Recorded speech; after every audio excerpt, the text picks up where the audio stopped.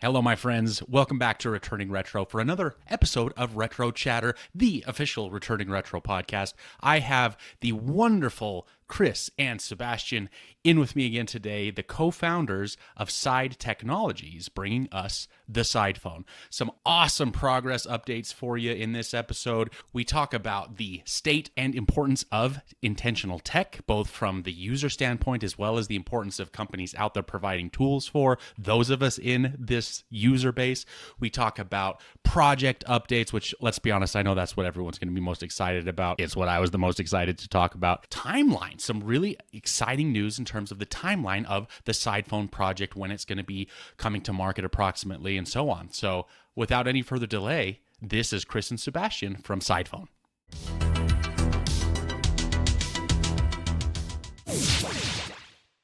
First, I got to say, welcome back. Well, I guess technically speaking, welcome to Retro Chatter for these sort of long-form discussions I have with folks. I decided to just call it a podcast instead. So thank you for coming back to Returning Retro, in this case, Retro Chatter podcast. How's everything been since last we spoke, 2 or 3 months ago or whatever it was? It feels like an eternity. It's funny because it feels like it has both been forever and not. Like the days feel so short, but then thinking about how long it's been since feels like an eternity.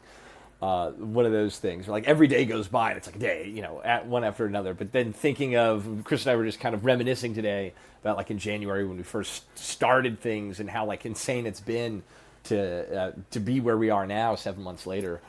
That feels like forever, which is fun. I don't know. That's at least my perspective. What about you, Chris? There's a saying that I've heard in the past, and I hope I don't butcher it here, but it's that people underestimate or people overestimate what they can do in a week and underestimate what they could do in a year. And I think that's what we felt, Sebastian. It's that when we had started this adventure in December of last year, when we look at December to where we are now, we think to ourselves, how were we able to do so much in less than a year? This is extraordinary. But then when we look at what we've done the last week, there's always more that we think we could have done. And we look at our to-do list and we just think, shoot, there are definitely optimizations that we could make. But it's been going. And I think that the product is just getting exponentially better every single time Sebastian and I have a call. And that's the most incredible feeling. And it's measurably better each time. I do have a question for you guys that you just both reminded me of. Having last been together, Chris, while you were in Japan, and we did the big world reveal of what Sidephone would actually look like until now, what are some, I guess you could say, maybe some milestones or just memorable moments that you could share from then? Chris coming back from Japan, the whole thing blowing up with people just, I mean, having talked to you guys a little bit offline, I understand that things got really people were very interested until now. What are some highlights or some memorable moments? Well, for myself particularly, I'll share a bit of a personal note here. At the beginning of the year, and as we talk about the project and the origins and what got Sebastian and I into intentional technology, this will make a lot more sense. But for me, one of the things that I'd gone into this year thinking of is at what point in the year do I take the plunge and focus on Sidephone full time and make this my full time endeavor. And I had set out some benchmarks for the project early in the year, and Sebastian and I had talked about this. And basically, I'd say within about a month of Japan happening, all of those benchmarks had been not just exceeded, but exceeded by, I'd say, double what I had set out in at the beginning of the year. No way! So that was very exciting, just in terms of the partnership opportunities that we had. And I was looking at our goals that we had set in December, and we absolutely crushed every single one. So that was very exciting, and a testament to the progress that we've made. I'd say the other exciting milestone would be getting all the different devices, the iterations of them, the minor tweaks.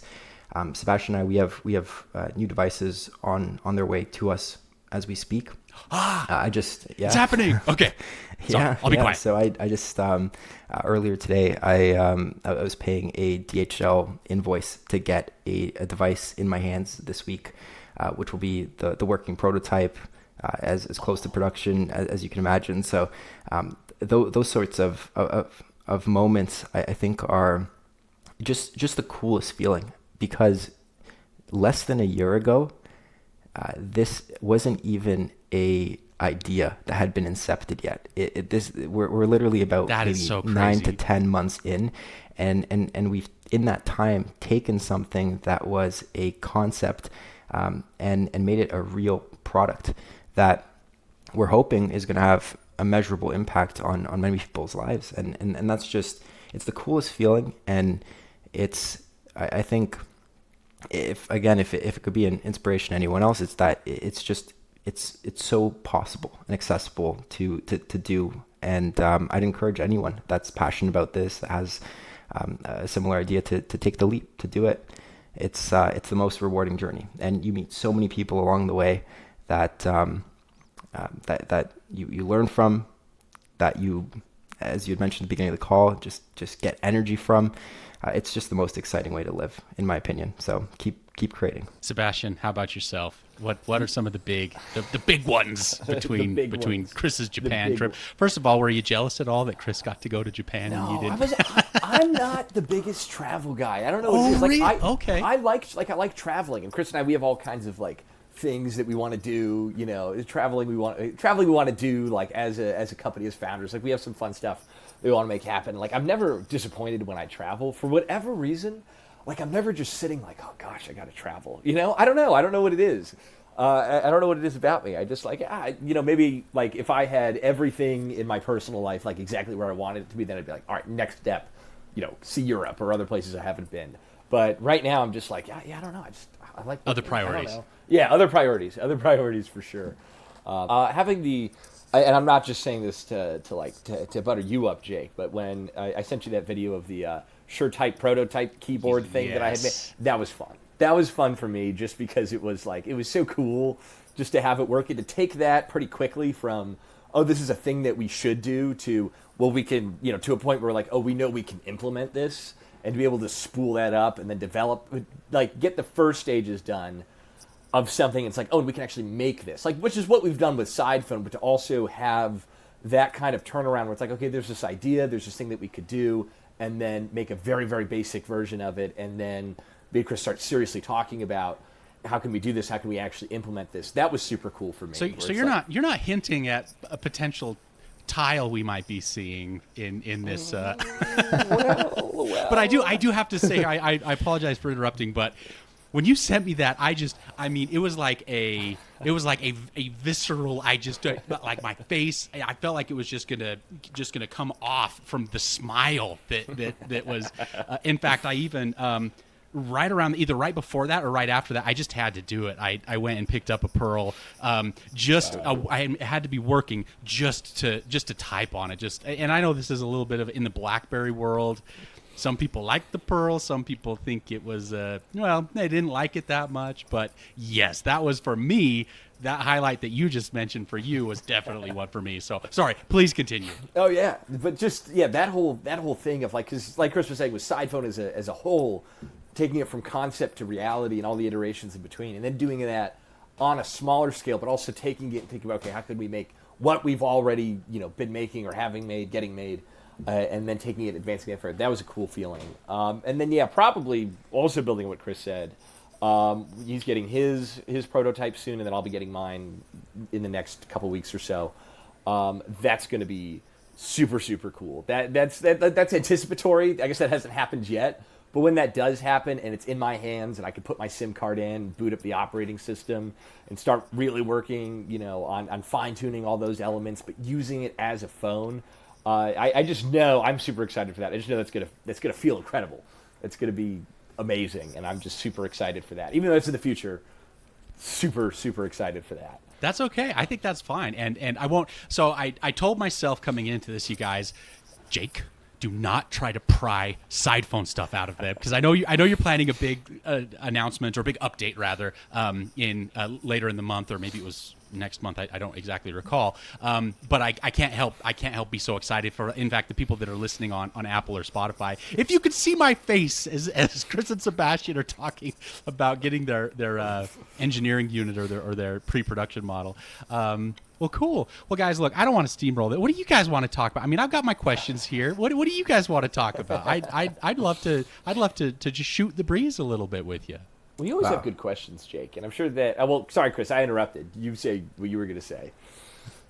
Basically the exact same thing. Jake, you are always firing off the most amazing questions. And I always have this like terrible habit of, if I go into a conversation with things I want to talk about, I'm just going to steer it that way anyway. So if you have questions, I'm like, oh, I wanted to talk about that thing, and it's like somehow related to the question, it'll come out. You'll get it out. Okay, perfect. Well, then I'll keep driving it, and yeah, take it any direction that you feel so inspired to do.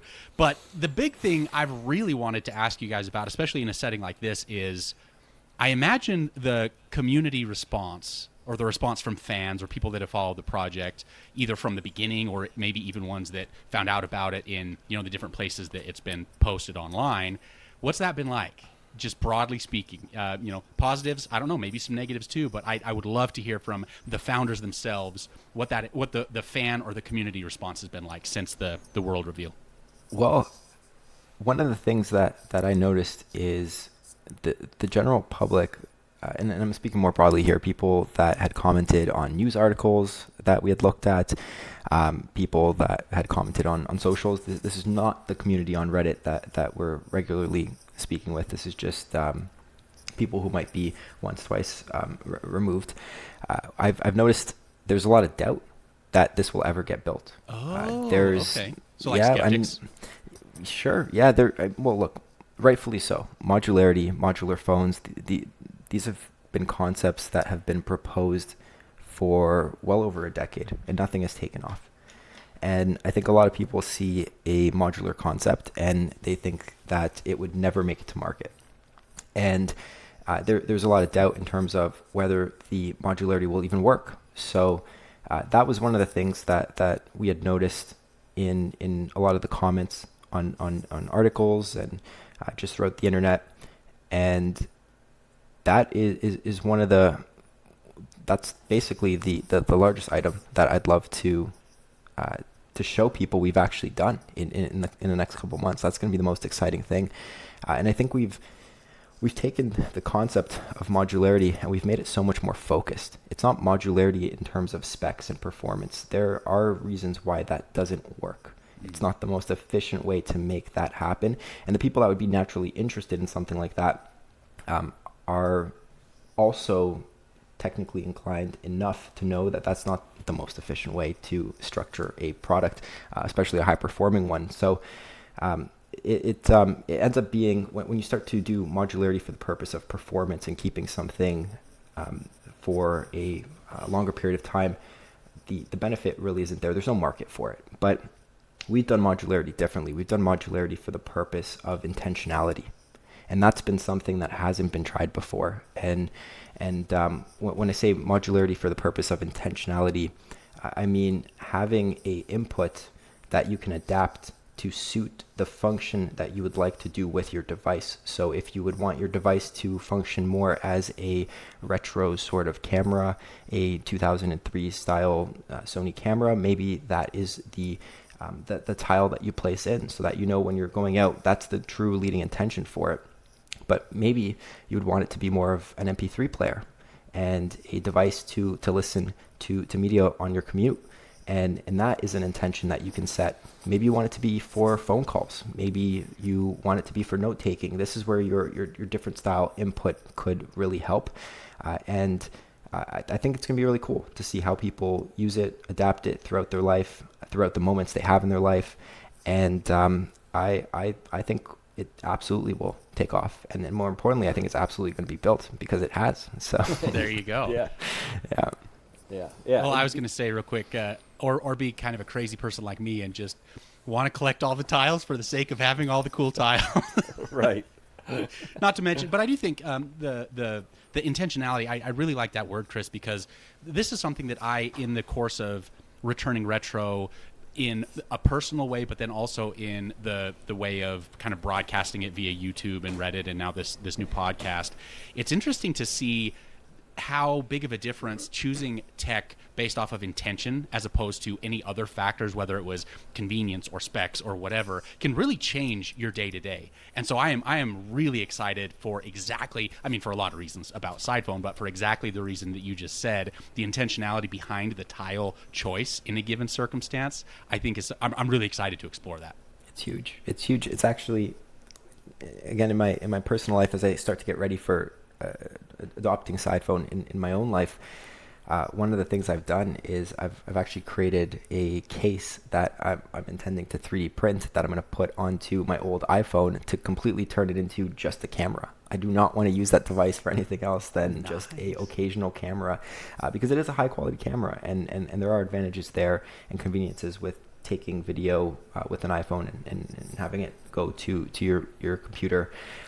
So there is going to be, I'm sure, a purpose for that in my life on occasion if I ever need it. But beyond that, I don't want to have this device on me at every point in time. I would want my communication tool, and that's where the Sidephone would come in. I would want my daily driver, and that again is the Sidephone. So that's basically how I've been setting up my device and how I've been showing intentionality with my existing smartphone. It's that I don't want to carry this in my pocket, so I'm going to make it as big and bulky as I can and make it something that I have to basically mount on a tripod. Sebastian, what is your take on the community response? Yeah, I mean, I think in a lot of ways it was very much a buzz at the reveal, all of that when Chris was in Japan. And at this point, I think in a lot of ways it's I don't want to use the word stagnated, but it has gotten quiet as people are sort of waiting for the next step. Like everybody is waiting for, it's like, okay, whoa, this is a thing. Like kind of building on what Chris was saying. Oh, can they actually make this? Is this actually what's going to come to market? So you see the idea, super cool, and then, well, what will it actually be? And people are definitely waiting for that next reveal, which again is people will be seeing it in action pretty soon. I mean, once Chris, we still have to like get the operating system flashed and stuff even once Chris has it, so it's not going to be, this week, but it will be very soon.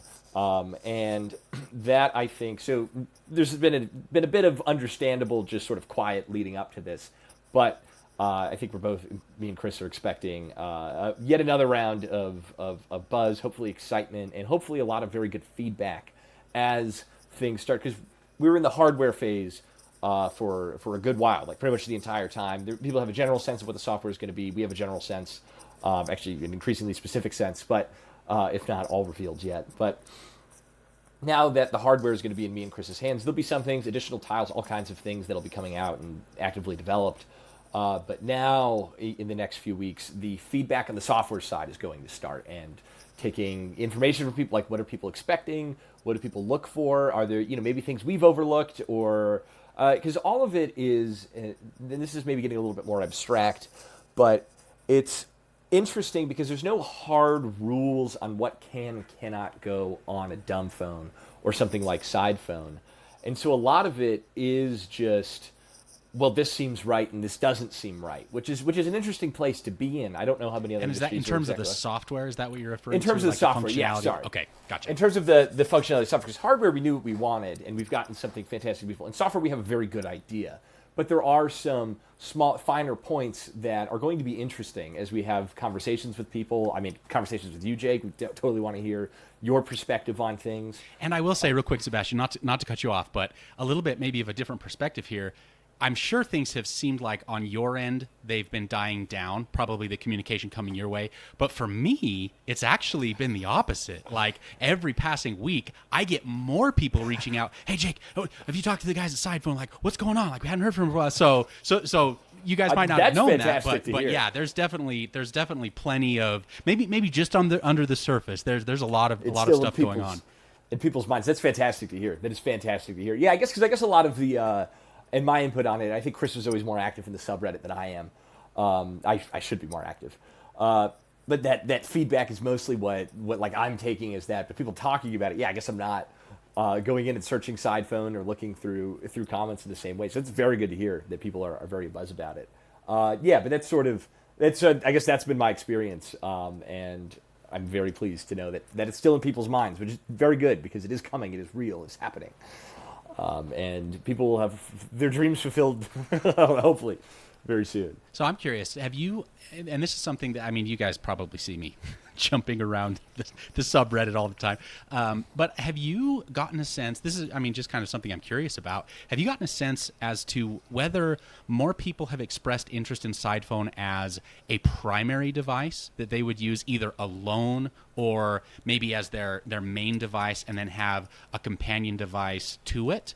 Or has it been more, this will be the companion, this will be the side phone alongside the primary device? Is there any kind of a split that way? I'd be very curious to know what you guys have been seeing. We know what our intention is for how we would use the product and how we would like others to eventually adopt it in their lives.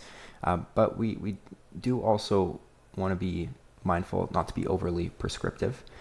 So I think it's very much one of those devices that society has been looking for. And I do believe that if we build it, people will adapt it into their lives the way that they best see fit. And that is perfectly okay. We went with the name Sidephone because of the double entendre, if you will. There is the Sidephone meaning of, as you had mentioned, being a second device in your life, smartphone being your primary, and the Sidephone, of course, being the device that you would turn to when you want to escape the noise, the distractions on that primary device. But for a lot of other people, it will be the phone that they keep on their side most often.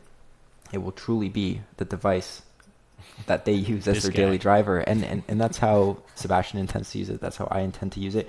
And I think again, one of the reasons why the name resonates with us is because it sort of speaks to the journey that someone would take with this product, and maybe not just this product, but this whole entire category, dumb phones in general.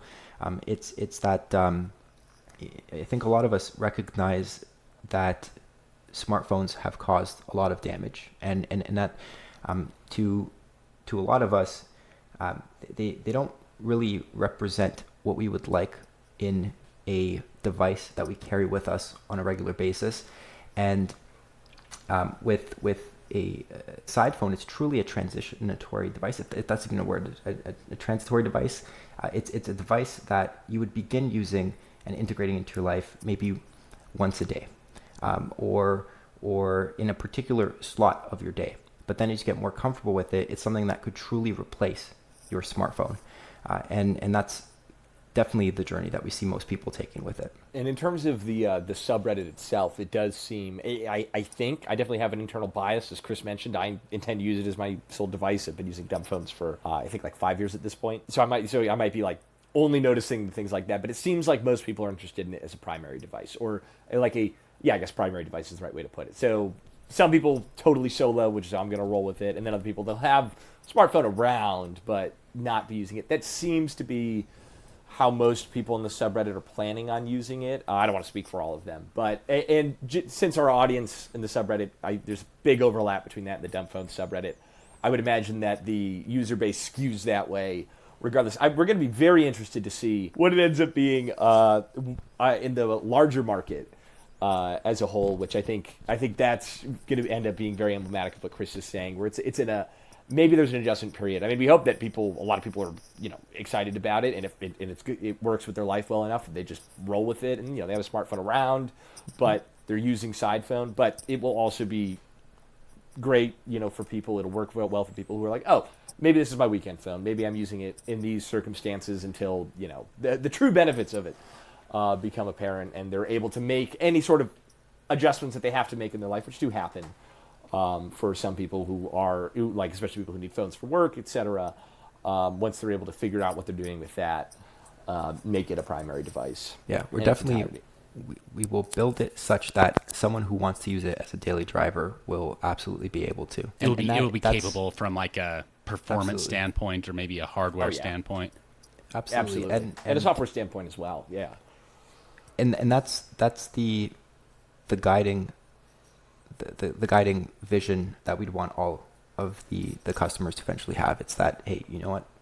regardless of where I start, that's where I would want to end up. That's the end goal. It's having Sidephone actually be the daily driver, and now my smartphone sort of takes a back seat. That's where we'd want people to get.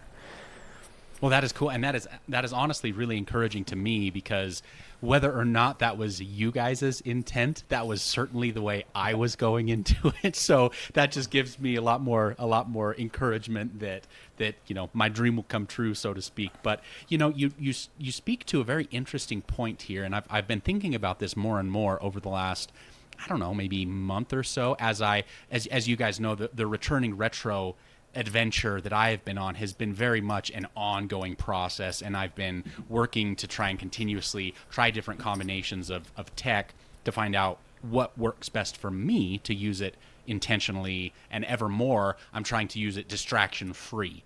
And so this concept of a primary and a secondary has really started growing on me. In fact, I was talking to Crackberry Kevin about this same concept, and he, by the way, he mentioned Sidephone as something he was excited about. So I thought you guys might think that was kind of cool. But this idea of, you have something that is more or less a do-it-all device in a smartphone that society just kind of moves on from being the primary everyday carry device in your pocket, and have it be more of what I guess the computer used to be, the big workhorse thing that you left at home. But this whole idea of having like your primary device that's more of a communication tool and not so much really anything more than that, but then perhaps a secondary device that is the computer. I don't know. It's been really interesting testing that out, and it's kind of been working better than I expected it to. It's funny that you mentioned that, because I was thinking just last week, again, as like all the software stuff and all that starts to be solidified, specifically about, like, it is crazy that we just carry around what is functionally a laptop computer. It's all a the time. Like, it's just all around. It's all the time, because we think about like features and stuff to include, and it's like, oh well, there are a lot of nice things that you could include on a phone. But the question ends up being, like, is that something that would just be better suited for a computer, or even an offline tool, something like journaling, just as an example. And I don't know if we've entirely worked all this out on Sidephone, because I think Chris and I might have some differences on that. We haven't worked out everything yet, but like, journaling is something you can do on a phone. Like, it's a fine thing to do on a phone. Maybe it's not even a bad thing to do on a phone, but it is interesting that, and I'm just picking an example, maybe this isn't the best example, but it is interesting that seems like an activity that's much better suited to a desktop computer like what I'm at now, or a laptop, or even a physical journal, where there's a sense of a time and a place and an object for what you're doing. And to bundle all that up and put it on a phone that you carry with you all the time, it in a way, it waters down and devalues all the things that you would be doing anyway. Like, maybe it's not as good to journal on a phone, because you don't have, again, that sense of, well, I'm here. Like, I don't, I'll write things sometimes, but I don't typically do it on my phone. Little notes maybe. But if I'm sitting down to actually write a document, well, I want to do that where it should be, at my desk, at my computer. And it's interesting what the balance is and what it ends up being. And I think functionally it is what you said. It's communication, and it's this idea that Chris and I talk about a lot of augmentation. Like, I can't, when my wife's at the store, I can't, send a brain signal to her so that she remembers to pick up eggs, but I can text her. Or she can text me asking, if there's anything else we need, her to check the fridge. And so a phone lets me do that. Like, it's augmenting my abilities. And so it's that line of, but at what point is it no longer really doing that? Like, when it comes to consuming content, I can consume content all kinds of different ways in all kinds of different places. Do I need to carry around something that augments my ability to consume content? Perhaps not. And that's one of the foundational things of Sidephone. Well, and I'm excited to see where you guys draw that line. I really am genuinely excited to see the curated experience of what can or cannot be done with Sidephone in terms of, just the software side of it. This is something that I'm really, really curious about. But this is something, again, just going back to what you had said there, Sebastian, I think I am personally very interested in experimenting more with using a phone as as a telephone, a communication tool, maybe throw in a little bit of productivity, so maybe, but again, that productivity is primarily going to be in the communication realm in the first place.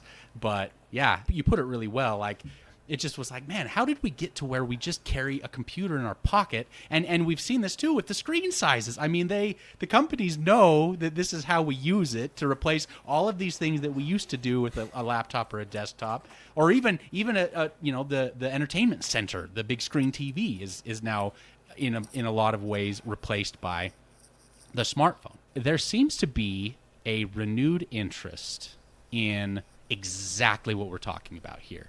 Using a phone for communication, maybe even like a productivity tool, but leaving the distractions. What are you guys' thoughts on this seeming gold rush, I guess you could call it, of companies now reacting to this new desire for intentional products, for distraction-free products, for communication tools instead of, entertainment jumbotrons that we carry in our pocket? I mean, I think there's like a sort of like an objective sense, like a meta sense of it. It's fantastic that it's happening. I mean, I think there's an unfortunate element of enough damage has been done to so many people that now everybody understands that this is a problem. Again, very similar to an example that I thought I had come up with, but it turns out wasn't the Anxious Generation. I swear I read it after, of the seatbelts and needing those. Which, yeah, maybe it's an obvious metaphor, but like, once there were seatbelts and people understood it, it was like, oh, but there was a lot of accidents and fatalities that could have been prevented just with that being there. And we had reached such a point where a few people were like, hey, this is kind of a big deal. We should be doing this differently.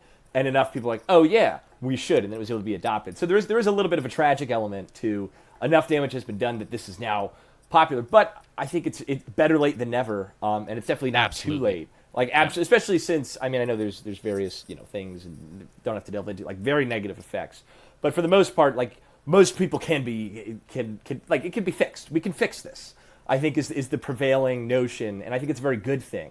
It's like, oh, it's not too late. And it's not too late to look at these things from a different lens, from a different angle, and really think about how we're interacting just with technology. Like, oh, maybe it just is too much. Like this pervading sense that endless content all the time, endless connectivity is bad. And it feels a little funny that maybe that wasn't seen sooner by some people, but I know it was a different era. Things were exciting.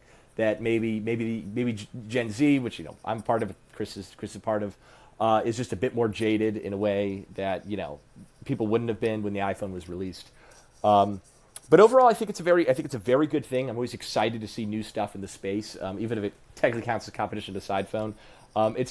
It's a good sign that people are thinking of this, and people are very willing to think again to use the word intentionally about their relationship to these things. And I think that sense of, especially with younger generations coming up and living with these devices and never knowing what it was like to not be around them, to have that cultural sense and just the ability for people to say, oh, I don't want to be on social media all the time. I don't want to carry it around in my pocket. And people are like, oh, yeah, no, that makes sense. Like, and they're not like, oh, you're so weird. When maybe a few years ago it was different. I think I talked about this last time, but when I got a flip phone, I'm trying to think what would that have been, 2019 maybe, 2020. Like it was like my friends were like, whoa, and my girlfriend was like, oh, I can't believe you're actually using this. Would be a completely different reaction now. Even if I hadn't been involved in dumb phone projects in the past, even still, it's just become so much more accepted. And I think that's a fantastic thing for the health of everybody going forward. So well, I find all this stuff very encouraging. Yeah, no, I 100% agree. And then, Chris, I love your thoughts here in just a moment, but a thought that I've had, and this analogy, or maybe even not an analogy, like a direct comparison to how, we discover something, we being humanity, whether it's cigarettes or in this example, I really like cocaine, where, there was a time when children's cough syrup had cocaine in it because, wouldn't you know it, it was a great treatment for coughs in children. But it also proved to be way, way too much. And so I think of this all the time. Seatbelts, I think, is another great example, too. where it's we've got something, we realized we've just gone way too far, and we need that pendulum to swing back just a little bit. And I feel like mobile technology, specifically now, as soon as social networks morphed into social media, this is one where it's like, I think of the Jurassic Park Ian Malcolm, just because you can doesn't necessarily mean you should. And anyway, Chris, love to hear your thoughts on it as well. Well, I'll build off of what both of you had said. I love that example and that analogy. I think that that's exactly what's happened, and what I think big tech has done in response is they've built products or software on their products that will allow you to switch between a work and a personal profile, to have a bit of that segmentation. And they've built in features. I've seen recently hardware switches on devices that if you were to press it, it would turn the phone into a dumb phone and it would no longer function as a smartphone. Oh, cool. So big tech has understood that there is a real problem, and then that there's intention from the market to be a bit more mindful. But I think they've missed on their approach. I don't think that these half measures work. Using again your example, and sort of looking at that, if you were to have cough syrup with cocaine, as you mentioned, in it, and you were to let's use smartphones as an example. If you were to have smartphones and all the toxic, addicting technology on them, and you were to just tell someone, hey, flip this switch to no longer have that, that's a lot of onus you're placing on that person. And Sebastian, to your point, the studies actually show something very interesting. There absolutely has been damage that has been done. And we've basically been wired to the point where even the presence of a smartphone, the black rectangle on a table, it signifies to someone that you're no longer paying attention. Mm-hmm. In students who are studying, the presence of the phone alone in the corner, in their periphery, is enough to be a distraction as they wait for a new notification to come in, as they wait for a message. So it's not these half measures. They're exactly that. And I don't think that they would ever be more than that, as long as the hardware itself is shaped like a traditional distracting smartphone. When you go out, I'm sure we've all had that feeling of being out, having a conversation with someone, and then you're saying something, and then they pull out a smartphone, and you're just like, wow, what was that even received, what I just said? Or yep. Are we still communicating to each other, or is now the all the distraction of the world in your mind? And that's where I think having a different form factor is truly important, and that's why we've built such a new product. It's unlike any other smartphone that would exist. I've seen other products that have changed the shape of a smartphone, but they're still a smartphone. I would still consider these to be half measures. Behind it all is still the access to all the addicting technology, the AI tools which are coming out and have a lot of scary studies behind them. Like these are things that I think that a new form factor would help to address, and a more mindful OS would help to address. A de-Googled OS and a de-Appled OS. I totally agree, and this is something that I've talked to a couple of other folks about, in that for me it was a very much a process, and this is something that really surprised me how this all played out for me. Is I was like, okay, I'm going full, and well, even in retrospect, it wasn't even full dumb phone. It was the Cat S22 that people in the dumb phone space are very familiar with, and it was too much. It was too much, too quick, and it didn't work. And so I went through a little bit of a different, where I sort of weaned myself off a little bit, where I went to an older smartphone, but it was still very much a smartphone. It was just a 5-year-old smartphone instead of a brand new one. And then I went from, okay, it's not the fastest, it's not the best camera, whatever. It very much needed a hardware approach, a software-only approach, which I know works well for a lot of people, and I'll talk more about that here in just a minute, but it didn't work for me. And so the thing that finally, like the great big switch in Jake's brain was able to finally push it was an e-ink display. This was something where on the Big Me, for people, I'm holding a Big Me High Break Pro here. This was something where it just rewired my brain in its expectations for what I could do with a mobile phone. I used it for several weeks and then was able to move on to when I was able to pick up a minimal phone, and then I was able to go from a very much like this device, the Bigme Hybrid Pro, it's just a smartphone with an e-ink screen. Like, it's very quick, it's got a lot of horsepower. I'm not exactly sure the chipset that he uses, but it didn't slow me down from a software perspective at all. But the hardware, all of a sudden I'm not seeing the colors, I'm not seeing the fast refresh rate, I'm interacting with it completely differently. Move on to the minimal phone, which not only does it have an e-paper, so a lower quality e-ink, which is not even e-ink, it's just e-paper, a generic e-paper panel, and a smaller screen, and a way smaller or less powerful processor, and a QWERTY keyboard. And here's what got really interesting, you guys. So then I went back to a full smartphone using a Clicks keyboard, both the Pixel 9 and then the Moto Razr Plus. And I was like, I'm just going to try it. I'm going to see what happens. I'm probably going to relapse. I'm going to revert. But I didn't. It was the strangest thing. I don't know. And I'm sure this is going to be different for everyone as well. But using these other devices to just retrain my habits, my expectations, my routine in how I used a phone and what I used a phone for based on those hardware limitations. Now, all of a sudden, I unshackle myself on the hardware side, and it's stuck. I haven't had the same screen time problems. Now, there were some other things that I did as a result of that. I went in and closed down a lot of accounts at different websites that were super distracting, which I did a video about this, the returning retro formula, and that was also really important because the distraction was no longer there. But this combination of things, of using the hardware to kind of rewire what my brain expects from a phone, and then taking off the restraints, it's worked for me so far, and I did not expect that at all. That's fantastic. That's really good. A thing that I've noticed, which is funny, because for me, with the phone, I think a lot of it has to do with working from home. I find that if I have a smartphone, I tend to relapse a bit quicker. So I'm like doubly impressed that you're able to do that, Jake. Although I also probably have to give up like a whole bunch of accounts like you did that are totally just that was a very important, because yes. that's probably the critical move. Mm-hmm. And it really went hand in hand.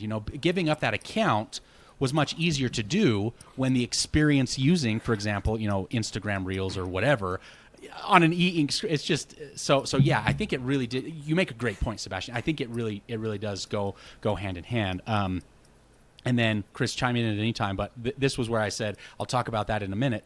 I truly do feel that it is incredibly important that we have this myriad of different options because everyone is different. This is something that I get so disappointed in, for example, the dumb phone forums, or where it's like, this is how you do it. It's all very rigid. But it's like, guys, there are billions of us on this planet, and every single one of us is different than the person standing next to them.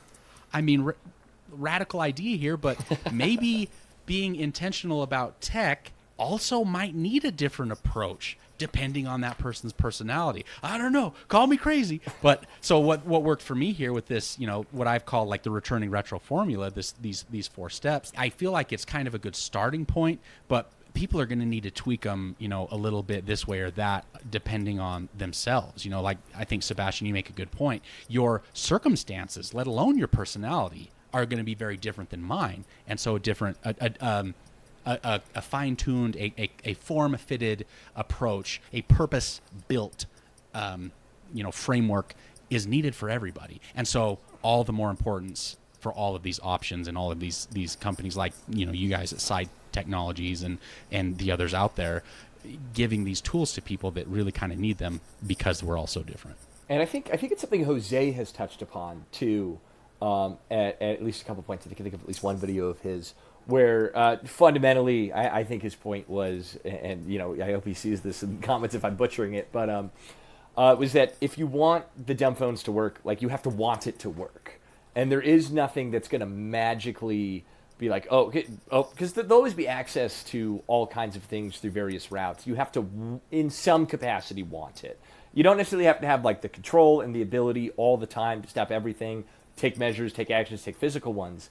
But there is the mindset shift that is needed, where it's like, oh, I am making a change. There is a change that is happening. There's a change that I want, I guess, at least as the first step.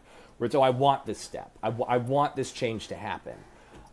Being the fundamental step is very similar to like Alcoholics Anonymous. Like the first step is accepting that there's a problem, and then wanting to make steps forward, being the thing. I think that's critical with any path to reducing screen time. Yeah, Chris, you have something to add? Jake, I was curious. Did you find that your screen time resolved as the Returning Retro channel picked up? How did that go in terms of timing? Was this something that you'd solved before starting the channel, as you were starting the channel? What was the timeline of you recognizing that was addressed? So a great question, and it started a little bit before, but when I say a little bit, I literally mean maybe a couple of weeks, and that was just the idea of some things that I could do differently than my initial approach of just picking up a Cat S22 and hoping for the best. And that was really one of the big points that made me decide to do the channel and the Reddit page was, hey, I've kind of had to figure this out on my own. Maybe this would be beneficial to document so that other people could have that resource as well. But going back to your point there, this is something that I have kind of struggled with because, guys, if you want to spend less time online, don't start a YouTube channel and a Reddit page. This is what I can recommend. Now, I'm glad that you asked that, though, Chris, because this is something that I've talked about much more just in private messages with people, but I have no problem talking about it out loud as well. The shift for me as Returning Retro started, or before Returning Retro started to today, is I do spend less time behind a screen, but not as much as I had hoped to. However, there is a fundamentally different time spent now compared to then, and that is I am creating things, whereas prior I was only consuming. And another part that was really bad is it was just nothing. It was nonsense. It was short form video. It was, here's a smile there, here's a meme over here, here's it just, I don't even want to know how many countless hours I spent doing nothing. No learning, no growth. It was this compulsive automatic habit that I had, whereas now, again, the screen time has gotten better, but the screen time that does exist is all about creating. It is about creating connections with other people. It is about creating content to help people on their way to be more intentional. And I cannot tell you how literally, and I mean literally as in literally, life-changing that has been. My outlook is better. My demeanor, it's like I'm a completely different person. My wife has noticed a big difference at work. I'm just more energetic. I'm more optimistic. And I think that there is something, Chris, we had talked about several weeks ago, maybe a couple months ago at this point, this idea of people don't discover anymore. It's all the recommendation from Google or the recommended the ad placement or whatever that they've been tracking you or using the data that you've given up and whatnot. This is something that I have noticed firsthand, in that for me, not as much discovery, but definitely some discovery. I would just fill in that blank with the action of creativity, and it's like nothing I ever could have seen coming. Wow. Well, I do wonder if that's the crux of it all, of people who find that they are spending too much time consuming on smartphones or whatever device. If the solution is just, as you'd mentioned in your situation, finding this greater purpose that then shifts you from a consumer to a creator. And Yep. It doesn't necessarily have to be a creator online. It could be an inventor. It could be an artist, a painter.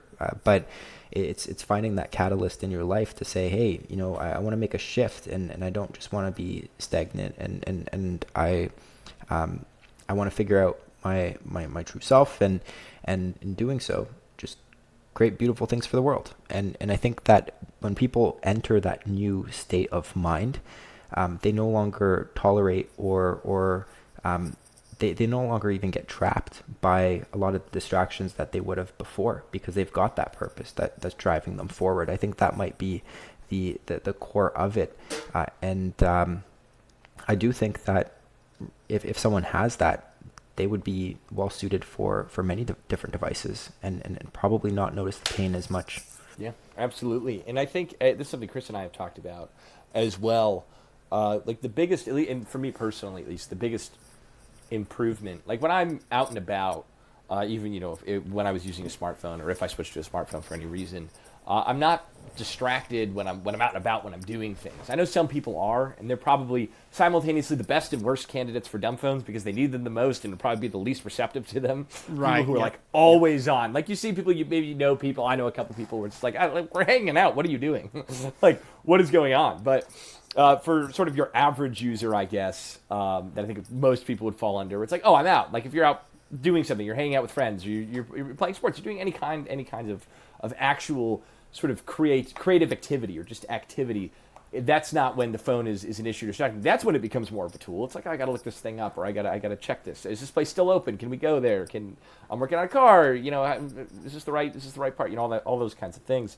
It's the downtime. And especially for me working from home, it's where I'm just sitting and it's like, oh man, I should do something. What is that thing going to be? And the problem with a lot of like short form content in particular, but just all kinds of social media in general, is it is the easiest way to get dopamine. And it's that cheap dopamine that many people have talked about, where it's like it's the worst way to do it, but it's the most available, and so it ends up becoming the default pathway. Well, and there's also no payoff. Right. It's you get this. Okay, this like the dopamine hits, but then there's no payoff. On to the next thing.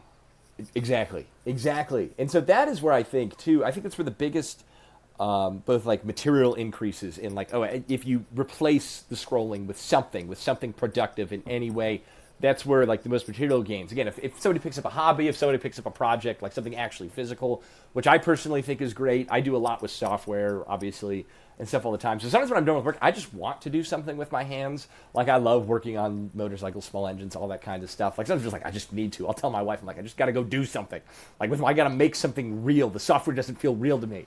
So I think there's that element to it too, but also just the improvements that come along with that, where there is like the increased attention span, or just if you were to pick up a book, for example, classic example, instead of scrolling, there's just such a higher quality, even if at the end of it there isn't necessarily a physical byproduct of the time spent, but the overall mental shift is just incredible, and I think has maybe the best or the biggest long-term consequences.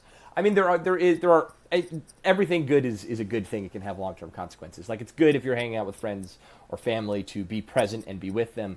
But also, I think, and maybe this is just me personally in my life, it's the time where I am alone or just sitting. I'm like, I'm going to do something else instead of scrolling. That, for me, I tend to be a more introverted person in general, just always thinking, always in my own head anyway. That's where the biggest gains for me have been realized, is where it is just, now it is time to sit and think or do something that is a bit more thoughtful. And that ends up having longer term consequences, good ones, down the road, or the longer term benefits of just that, of that closer connection to what is actually around me instead of the nonsense, as it were. If that makes sense. I might just absolutely it does. And I think that this is something, I hate, I'm sure that so often it sounds like I just rag on like AI bad, social media bad. Like that's not my approach to it at all, because such great things have come to pass as a result of these things. But I think it just really depends on the intention behind how you use it. If the intention is, I just want to kill some time, I think that's, I don't know, could be good in certain instances if you need to recover. But when you're just wasting away, spending that, what could otherwise be, I mean, guys, can you imagine this? And this, I don't know, I might edit this out, but like, could you imagine if short form video would have never been invented? What other things would have been invented from all of the genius, Gen Z or now upcoming Gen Alpha, or even like younger millennials would have been able to spend their time discovering or inventing or creating or whatnot, instead of anyway, This is something that I've thought about quite a bit, because this is another interesting part of returning retro for me. Is the further along this adventure I come, the more clear, or the clearer, my retrospective becomes, and I just start to see more and more where it's like, oh my gosh, look at the way that was, or oh, look at that thing that I never recognized. I completely get it. This is another thing that Chris and I were talking about, because we're really trying to narrow down. But a thing that we had really been discussing is like, well, what's the core value? Like, where does everything else come downstream from? Because that's fundamentally where the decision-making process is. It's like, okay, but what do we believe? And maybe there's a bunch of different ways to phrase it, but the way I like to phrase it is that, we believe, Sidephone, me personally, that real life, outside of online, which isn't a bad thing, and it can augment, and there's so many great things that can come out of it. And I'm not just saying that because we'll probably end up advertising on social media and stuff like that. I'm not just trying to cover us. Like, there are genuine goods, but that real life is just better, and it is just more important. And there's all kinds of reasons, there's all kinds of rationale, that there's many different ways that could be explained. And, for different people, it might be for different reasons why they think that real life is more important. But that for some reason, fundamentally, for us as humans, as people, it just is. Real life is just the most important thing. And it's the most important place you could be in, is the real thing, the real place. And putting that on a higher ground than all the digital stuff, regardless of what it's used for, but just like, this is real life and this is what's most important, is, I think, there's a lot of very good downstream effects that come from that, from both the realization of it and then living it out. I think, I don't know a single person who that's made less happy.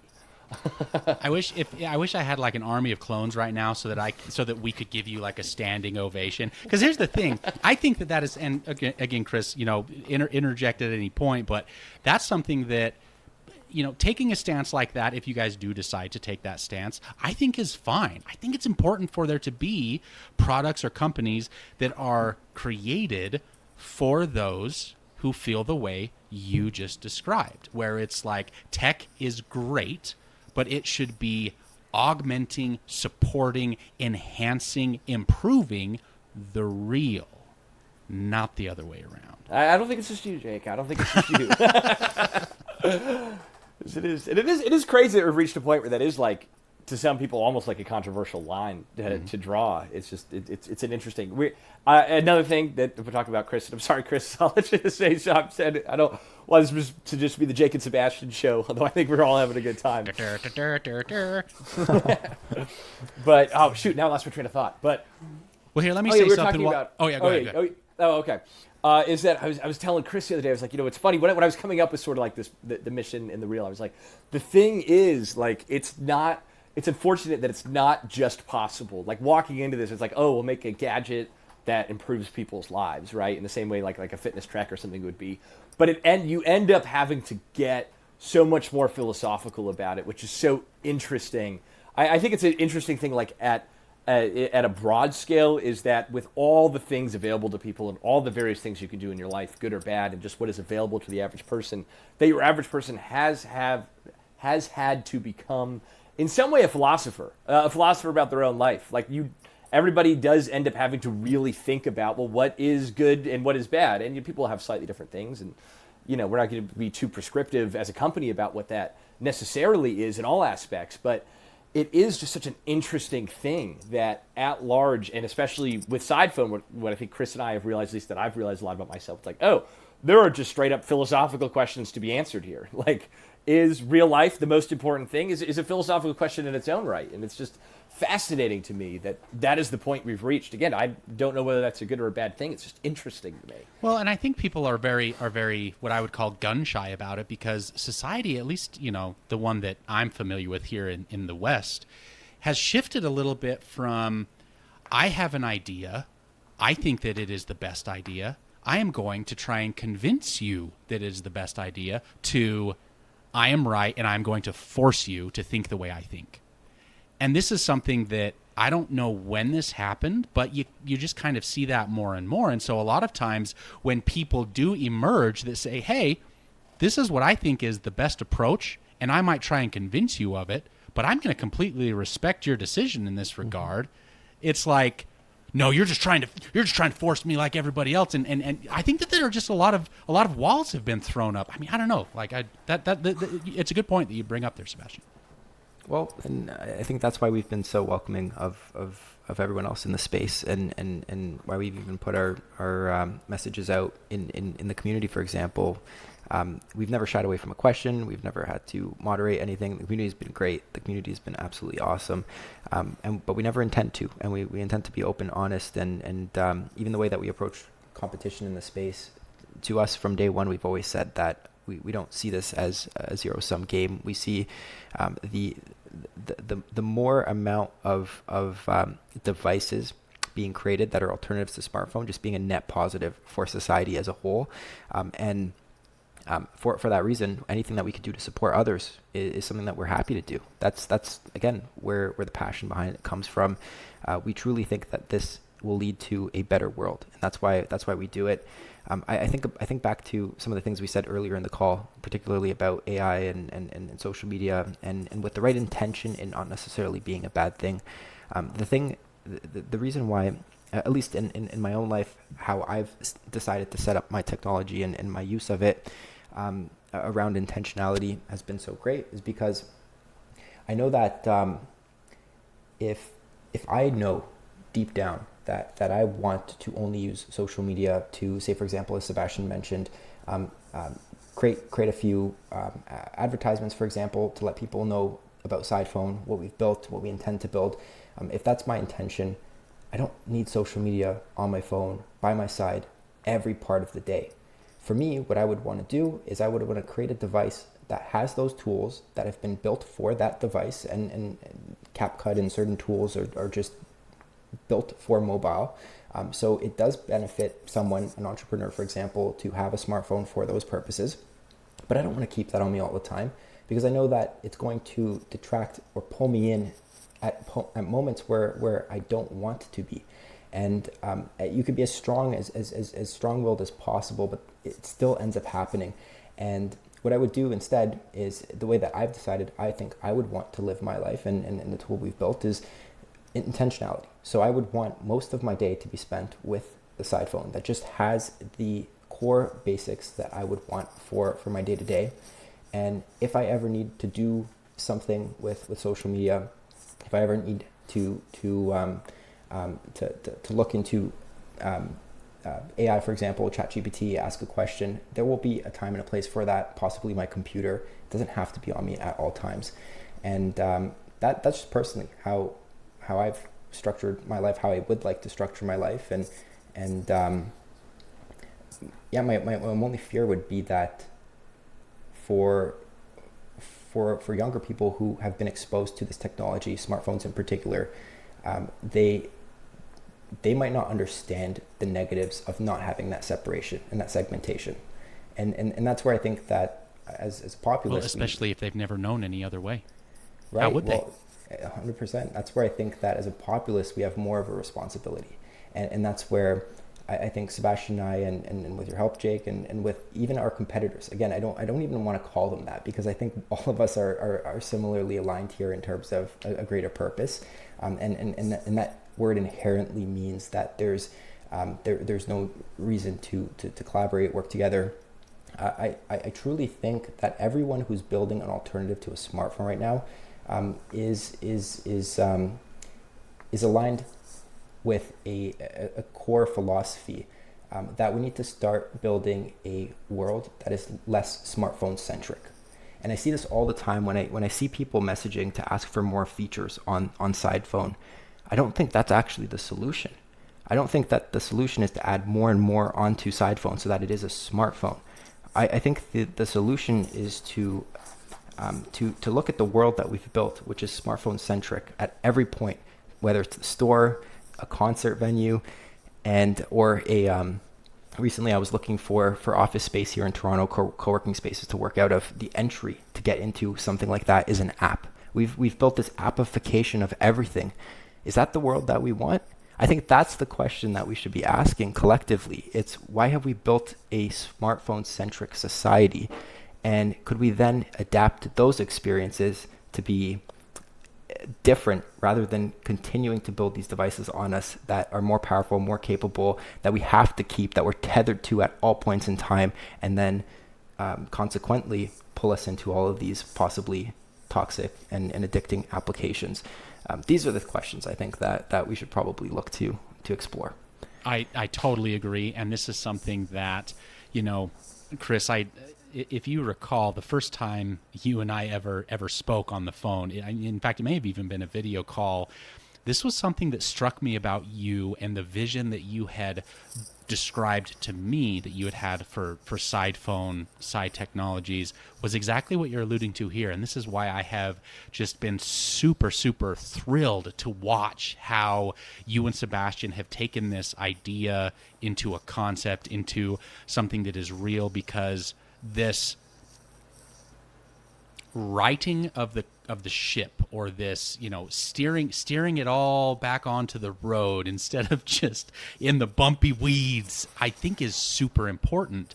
And the more that do it, the better that will be. But there need to be those trailblazers, those leaders that are like, hey guys, this is something that is not only important but possible.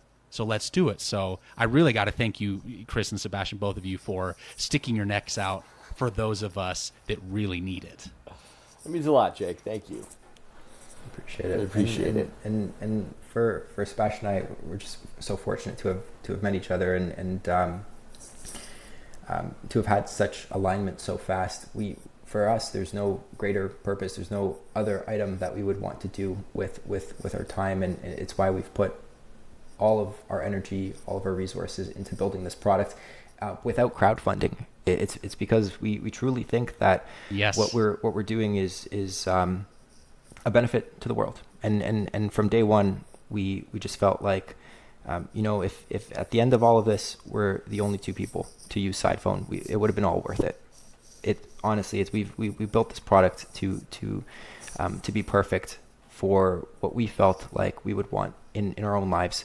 And we've made it commercially available, of course. And if other people agree with that sentiment and want a world that is less smartphone-centric, that has more intentional technology in it, that has technology in it that is fun, again, honestly, that has personality, super important, then that's where joining our community would be beneficial. And we'd love to work with you to make this device possible. We've talked to Jake a ton to get inspiration on ideas. I think earlier Sebastian had mentioned one possible idea that we'll be announcing. And anyone listening, you're no different from Jake. Let's talk about it. Join the Reddit channel, suggest ideas, and let's make it super collaborative.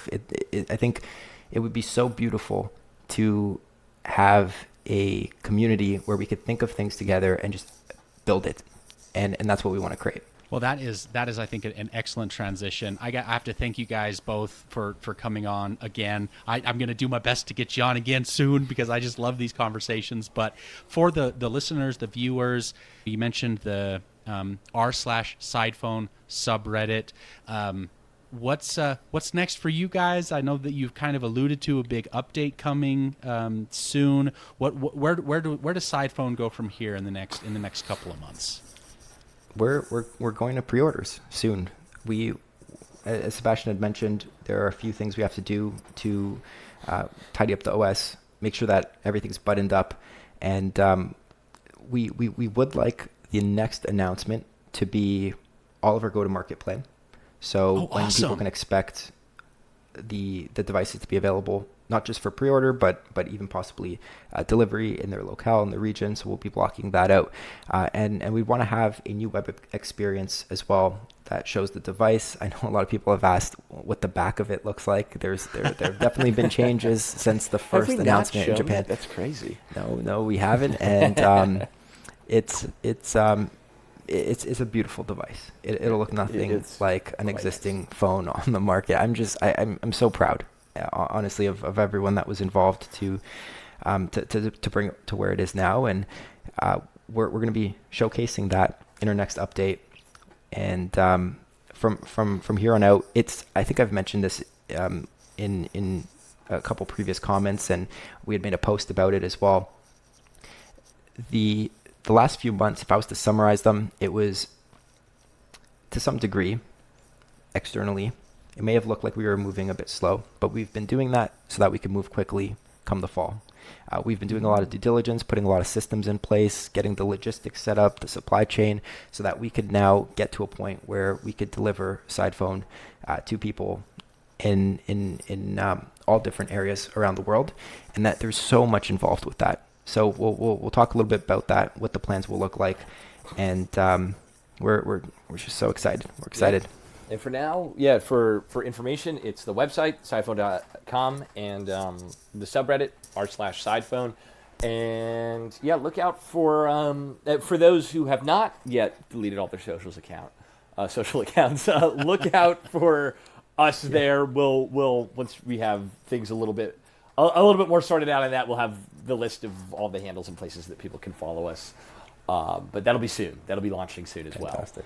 well. So there'll be all kinds of your favorite place to look at content, and then hopefully I almost said it really dark. We're the last thing you see. That's but this is an idea there that I'm trying to flesh out. But hopefully, yeah. But so look out for us. But for right now, it's the Reddit and it's the website still. Awesome. Well, guys, it's been a pleasure. I apologize. I kept you a little bit longer than we had scheduled, but I could just go on and on. So everyone go visit the Sidephone subreddit. Go visit their website. Get on their mailer list. I've seen some of those communications, and I always get so excited when it hits my inbox. So, Chris, Sebastian, it's been a pleasure. We'll see you again soon. All right. Thanks, Jake. Cheers.